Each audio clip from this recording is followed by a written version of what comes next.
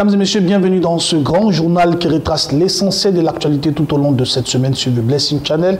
Et nous l'ouvrons par la religion, la mission évangélique pour la restauration des familles, personnes en détresse. Mission Sinaï de la commune de Koumassi-Prodomo a organisé un séminaire d'évangélisation consacré aux femmes. C'était le vendredi 26 mai 2017. Au cours de ce programme placé sous le thème « Femmes dépassent tes limites », une centaine de femmes ont été honorées. Reportage.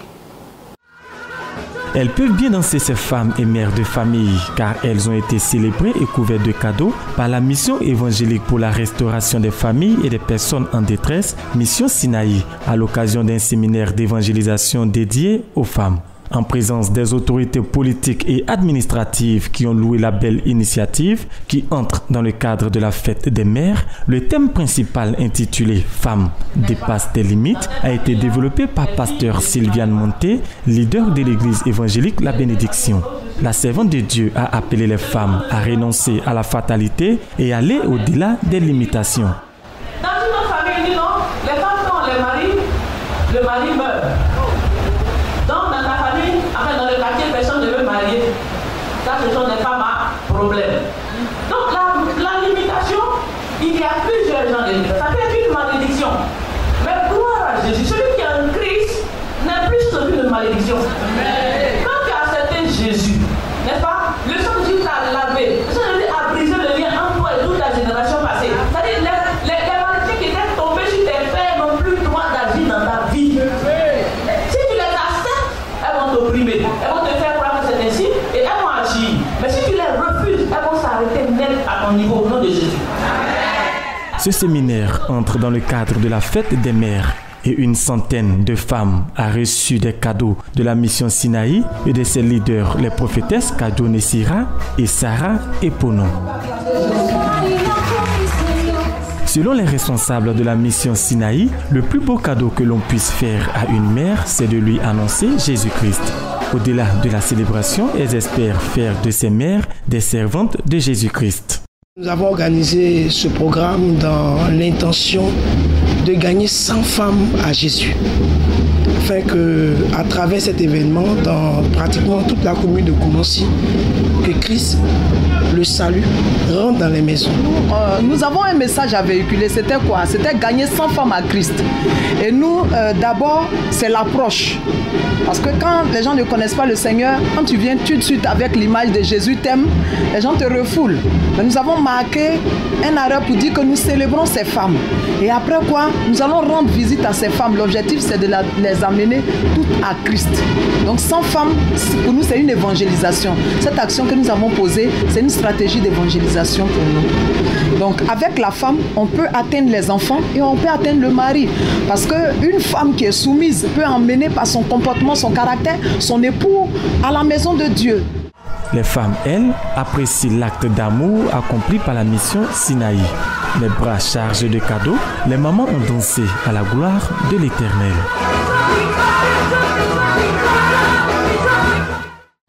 L'ONG Tabitha Fontaine de Grâce a célébré les mères veuves le samedi 27 mai 2017 à l'église ministère de la prière vivante en abrégé MPV de la commune de Koumassi. Au cours de cette 4e journée de ces œuvres sociales, les mamans Tabitha ont fait des dons à 100 veuves. Suivons cet élément. La religion pure et sans tache, c'est celle qui consiste à s'occuper des veuves et des orphelins. L'ONG Tabitha Fontaine de Grâce n'a pas dérogé à cette vérité biblique à l'occasion de la fête des mères. Ce samedi 27 mai 2017, elle a organisé la 4e édition de ces journées sociales. À l'occasion, l'ONG Tabitha a célébré les femmes en honorant une centaine de veuves. Dans son allocution de bienvenue, Madame Popo, présidente de l'ONG Tabitha, a rappelé les raisons de son engagement auprès des veuves. Tout en louant l'initiative des femmes Tabitha, le parrain de la cérémonie, M. Bugré Buraka Julien, a appelé à la solidarité envers les veuves. À sa suite, l'apôtre Bédiakon Nicolas a insisté sur le devoir biblique d'assistance aux veuves. Il a indiqué que Dieu est le premier soutien des veuves. Pour cette 4e édition de remise de dons aux veuves, au total 100 mamans ont été comblées par l'ONG Tabitha. En plus du lot constitué d'un sac de riz, de l'huile et d'un complet de pain, une rose, symbole d'amour, a été offerte à chacune. Pour dire leur reconnaissance à l'ONG Tabita, quelques mamans bénéficiaires d'un prêt ont rendu des témoignages. Le gardien m'a fait du bien à la famille. Les dons de l'ONG Tabita proviennent premièrement d'une cotisation initiée par ses membres. Mais ces dames ne comptent pas s'arrêter en si bon chemin. Nous sommes au nombre de 17 femmes au niveau de l'ONG et par la grâce de Dieu, nous mettons nos biens ensemble pour pouvoir aider véritablement ces veuves et ces orphelins. Et l'objectif de l'ONG, c'est d'aider les veuves à pouvoir se prendre en charge. Et donc, comme on n'a pas encore de grands financements et puis on n'a pas encore de grands soutiens, alors ce qu'on fait pour pouvoir aider ces femmes, c'est de procéder par une tontine. C'est-à-dire chaque mois, chaque femme apporte 10 000 francs. La 4e édition de la célébration des veuves par l'ONG Tabita fut une très belle fête. Dans la louange, une très bonne ambiance assurée par le sympathique groupe Woyo et le groupe musical du MPV conduit par le bouillonnant pasteur Kwasi Benoît.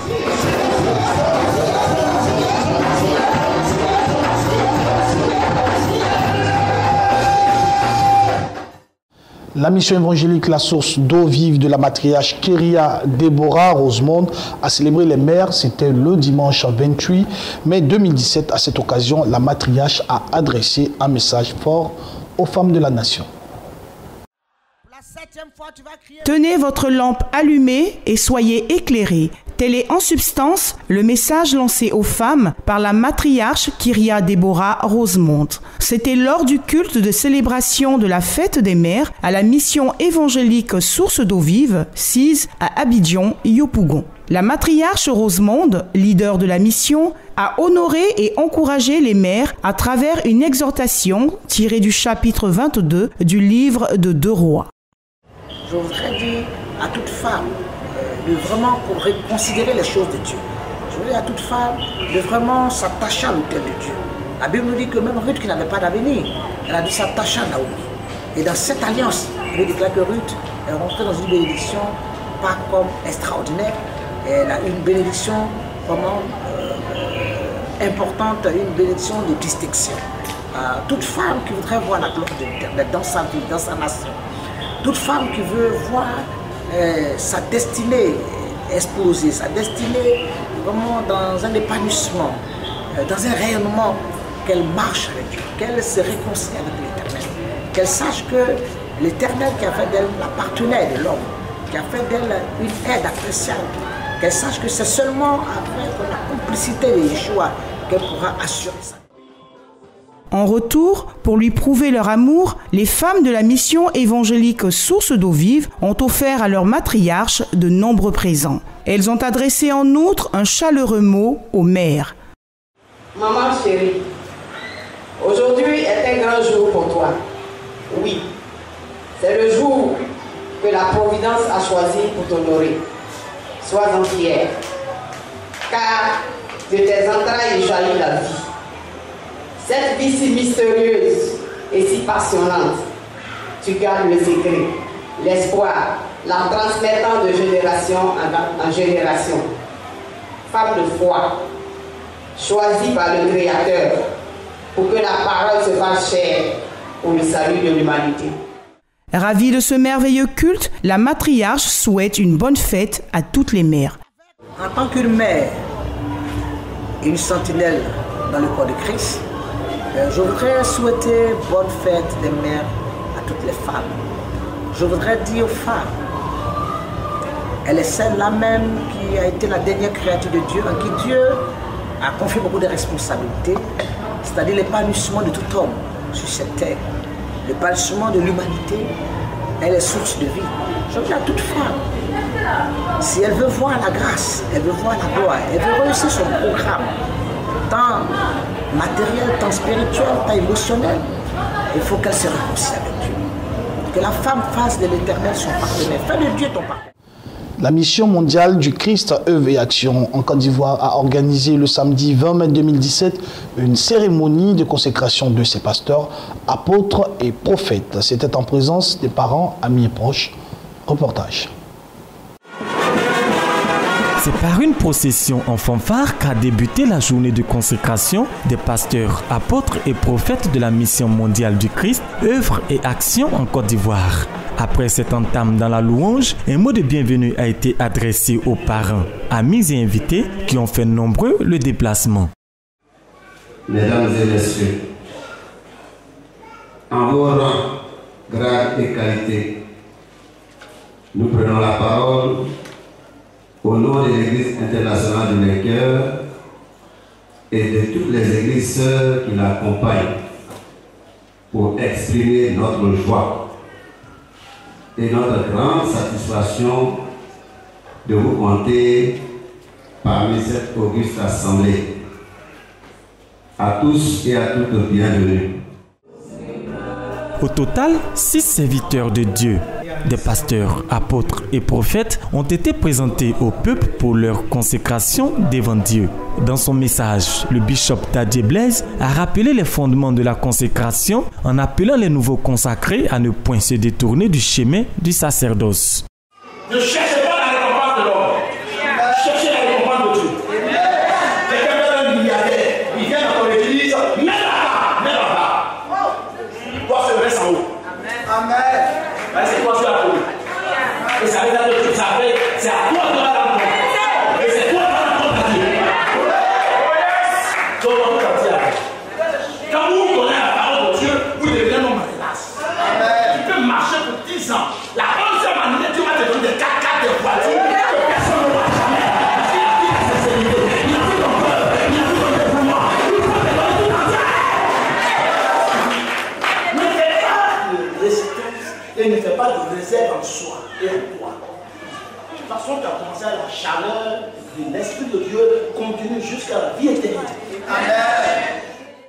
Oui, À l'appel de leur père spirituel, les consacrés ont répondu par un engagement ferme dans une prestation de serment, avant d'être revêtus chacun et chacune de leur tenue sacerdotale.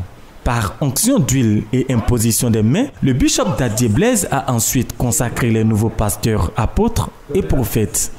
À partir d'aujourd'hui, je te consacre.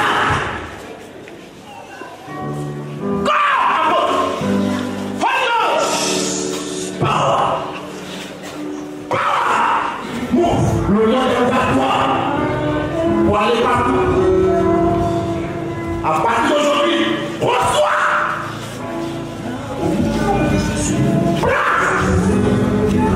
Merci beaucoup.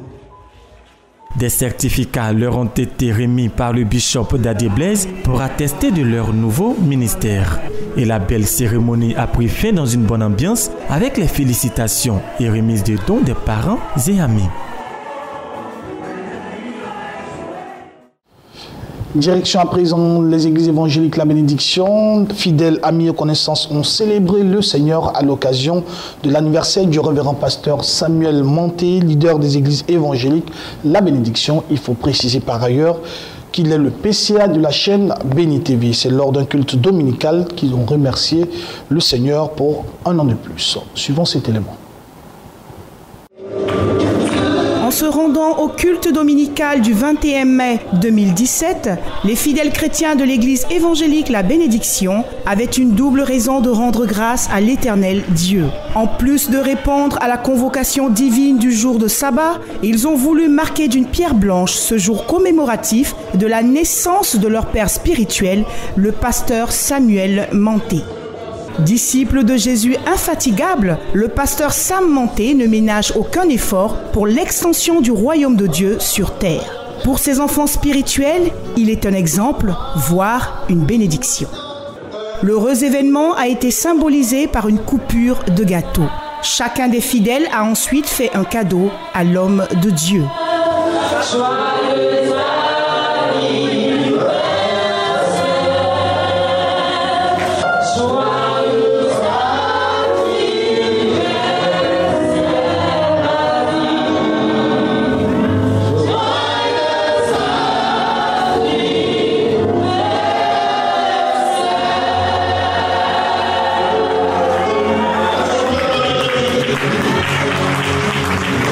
Pasteur Sam Manté est le président du conseil d'administration de Bénétivi et cofondateur de l'église évangélique La Bénédiction avec son épouse, pasteur Sylviane Manté, toujours à ses côtés.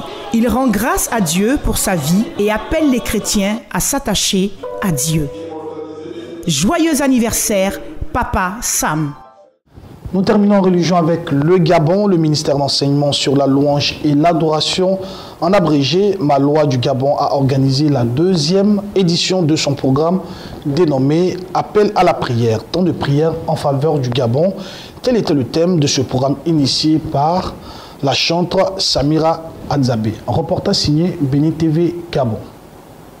Le ministère d'enseignement sur la louange et l'adoration, en abrégé MELOA Impact, a organisé la 2e édition du programme dénommé Appel à la prière. Cette édition a été dédiée à la nation gabonaise dont le thème était les temps de la prière en faveur du Gabon, initié par la chantre Samira Adzabé et soutenu par les chantres de la ville. MELOA interpelle les chantres dans quel objectif? Écoutons l'initiatrice de ce programme. Le Appel à la prière, c'est un concept qui m'a été inspiré à Dakar au Sénégal en 2007.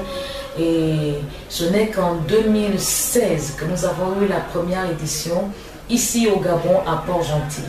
Alors il s'agit de rassembler les chantres, de rassembler les lévites, de faire un culte de célébration et de terminer avec une intercession forte pour la nation.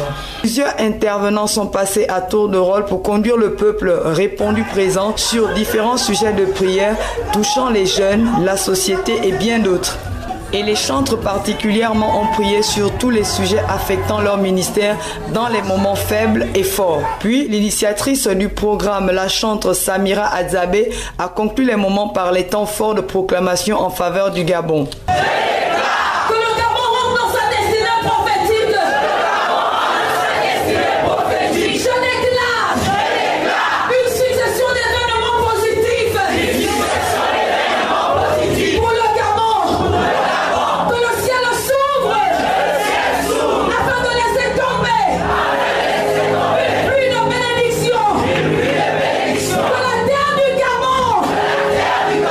Quelques impressions au sortir de ces moments. Je voudrais dire merci au Seigneur pour ces moments qui en fait parlent de la nation. Et je crois que ce sont des initiatives en fait qui doivent être prises pour plus amener la chrétienté du Gabon ou la chrétienté gabonaise à devoir prier pour notre nation.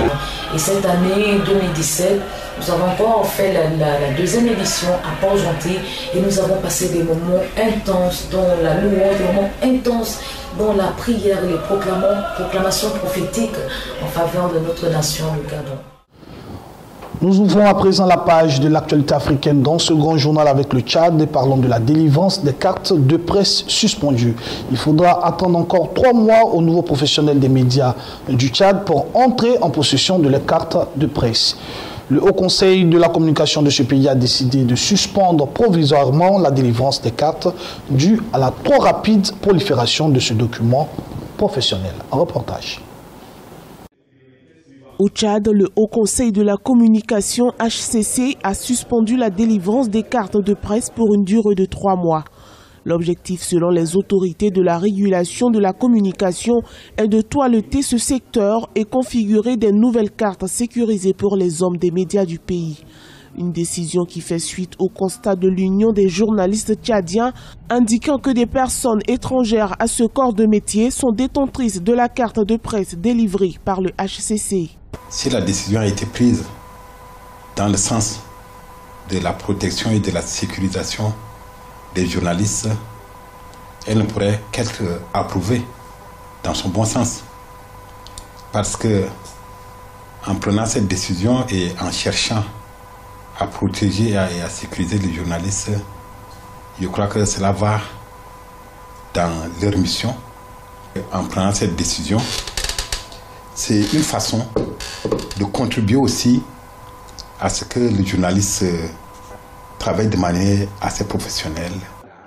Certains organes de presse du pays ont signalé à plusieurs reprises des cas d'usurpation de la profession par des personnes étrangères au métier.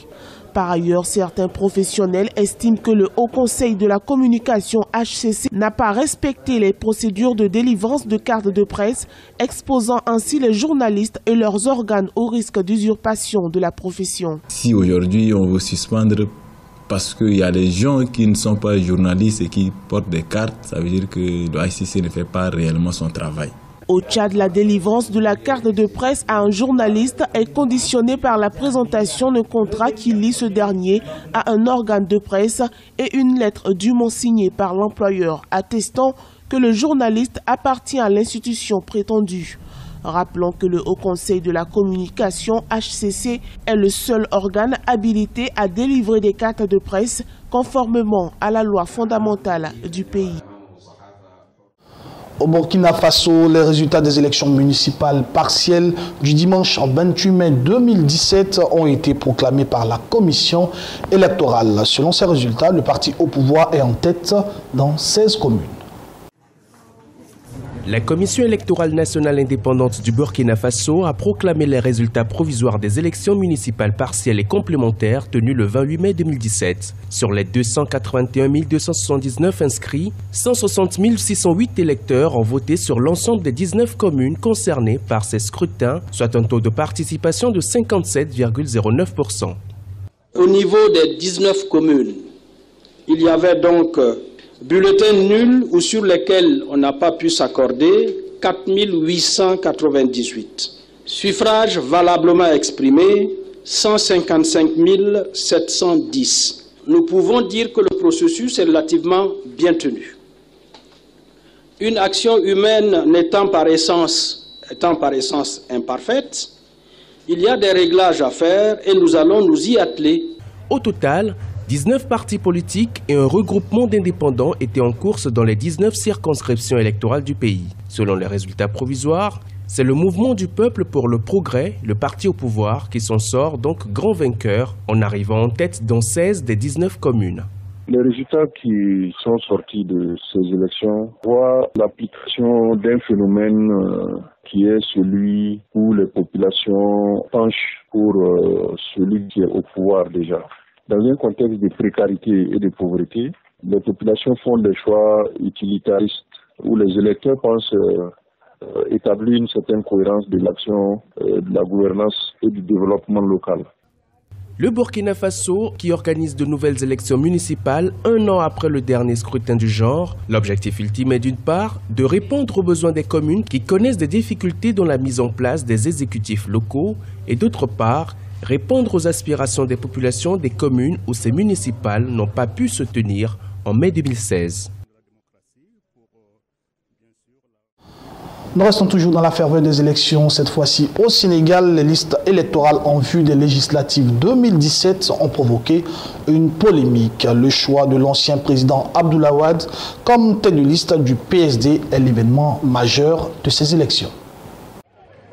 Au Sénégal, les élections législatives 2017 mobilisent déjà les acteurs politiques et les candidats indépendants. Avec le dépôt des cautions des candidats, le profil des acteurs s'est dévoilé. Plusieurs coalitions ont été constituées pour le renouvellement de l'Assemblée nationale. Dans les rangs de l'opposition, la coalition Manko Wattu Sénégal n'a pas réussi son pari de présenter une liste commune. Le maire de Dakar, Khalifa Sall, a été choisi pour diriger la liste nationale de cette coalition. Le Parti démocratique sénégalais a mis en place la coalition gagnante Wattu Sénégal, dont la tête de liste est l'ancien président maître Abdoulaye Wade.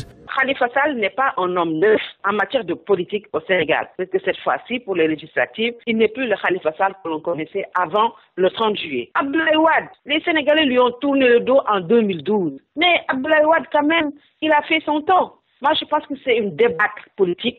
Une défaite politique de l'opposition. Au final, Manko Wattu Sénégal n'a pas réussi son pari d'aller aux élections législatives avec une liste unique. Certains observateurs estiment que cette division de dernière minute profitera à la majorité présidentielle réunie sous la bannière Benno Bokk Yakaar. Moi, je pense que la seule chance de l'opposition pour pouvoir faire face au président Macky Sall, c'était de s'unir. Ils ont encore manqué cette chance-là, malgré qu'il y ait eu des problèmes dans les investitures. Il n'y a pas eu de liste parallèle, il n'y a pas de coalition bis au niveau de Benno Bokk Yakaar. Donc, je pense que cette opposition-là et là du pain sur la planche face à Macky Sall. Au total, plus d'une dizaine de coalitions de partis et de listes indépendantes sont pressenties pour briguer les suffrages des Sénégalais le 30 juillet 2017. Les partis de l'opposition ont constitué plusieurs coalitions, en plus de la coalition gagnante Wattu Sénégal et de Manko Wattu Sénégal. Le sort de la coalition au pouvoir, Benno Bokk Yakaar, est entre les mains du président Macky Sall. Il se charge de choisir ses camarades qui seront investis à cause des affrontements violents qui ont précédé la constitution des listes de ses partisans. Parlons d'élection présidentielle cette fois-ci au Kenya où le président sortant Uhuru Kenyatta et son vice-président William Ruto sont en campagne à 2 mois des élections présidentielles. La candidature du duo Uhuru-Ruto a été validée par la commission électorale de ce pays. Après avoir reçu le quitus de la commission électorale lundi à Nairobi, le président sortant Uhuru Kenyatta et son vice-président William Ruto sont immédiatement rentrés en campagne. À 2 mois du scrutin présidentiel, le candidat Uhuru Kenyatta annonce son programme basé sur l'unité dans un pays où les considérations ethniques priment sur les programmes politiques. Nous voulons que nos jeunes, nos personnes âgées soient prises en compte lors de la prise de décision pour s'assurer qu'il y ait une véritable égalité et progrès équitable partout dans notre République.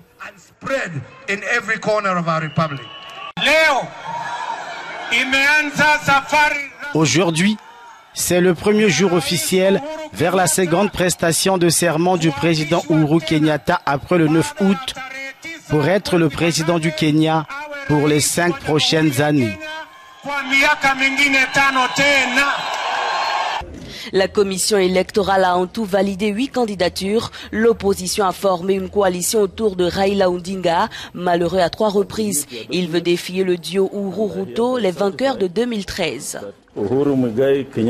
J'ai examiné vos documents et j'ai l'honneur d'annoncer qu'Uhuru Muigai Kenyatta est candidat à l'élection présidentielle et William Samoei Ruto son colistier pour les prochaines élections générales du 8 août prochain. Les candidats sont invités par la commission électorale à battre une campagne pacifique. De nombreux troubles avaient émaillé les primaires de divers partis politiques. Mesdames et messieurs, c'est ici que prend fin ce journal préparé par l'ensemble de la rédaction. Merci de l'avoir suivi et bonne suite de programmes sur le Blessing Channel. Dieu vous bénisse. À bientôt.